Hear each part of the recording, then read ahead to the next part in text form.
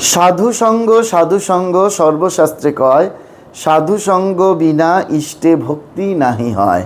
কুসুমের সনে কীট সুভাষণে যায়, সেইরূপ সাধুসঙ্গ অধমে তরায়। আমাদের মনে রাখতে হবে, শ্রীরামকৃষ্ণদেব বারবার করে বলছেন যে সাধুসঙ্গ করবার কথা।